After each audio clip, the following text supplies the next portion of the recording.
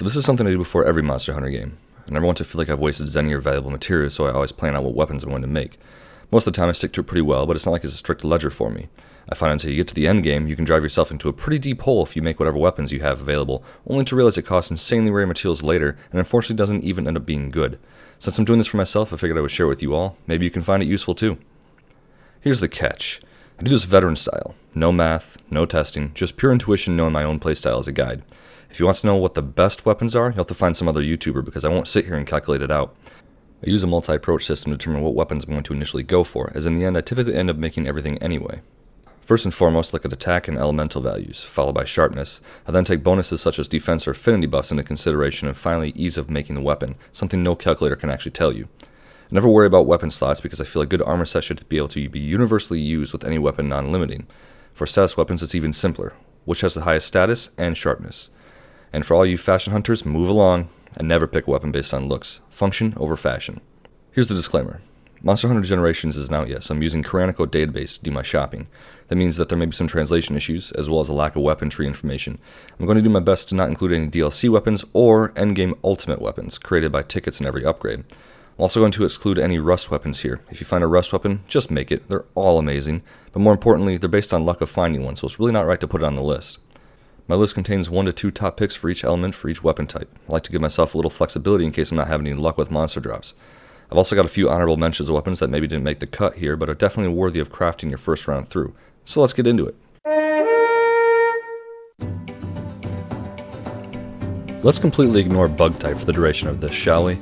Blaze Halberd is my top choice here. What it lacks in damage it makes up for in sharpness, element, as well as a really hefty chunk of affinity.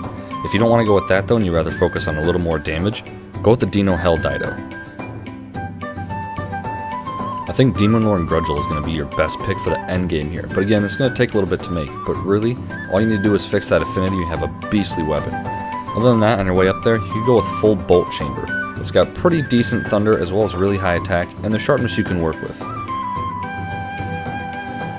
I think the Blongonga weapon here, Swirling Wrath Lord, is going to be your absolute best pick.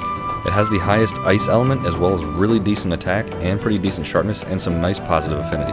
With a pretty straightforward comparison, it beats out Daora's weapon. You could also go with Colossal Raid if you want to fix that up a little bit.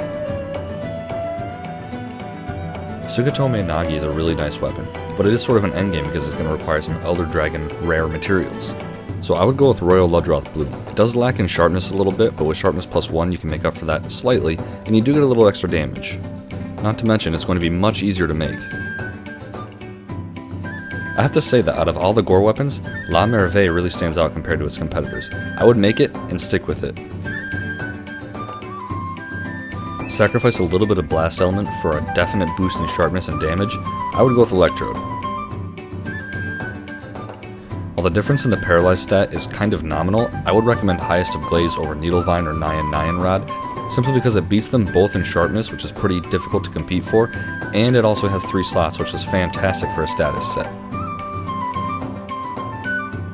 This is one of those comparisons where I would actually like to see the math being done on these, because they're kind of close in my mind. I would start off by making Viper Gun Axe because it is a little easier to make and it's a pretty damn decent weapon, but I would end with Hazy Caster because it does have quite a difference in poison. This is an alright sleep weapon, and if you're a heavy glaive user, go ahead and make it. You won't feel like you're totally wasting parts. But the lack of slots and the moderately average stature of it makes me kind of question if you should make it at all, or go for something else. There are some pretty decent options here, and if you're looking for just a straight raw with your already sharpness +2 set, General Bayonet is going to have it, especially with that 3 slot. But if you're looking for something with a little more finesse, you could try the Triassic Glaive, Scale Fader, or either of the Steve weapons. And of course the Narga weapons are always a pretty easy win.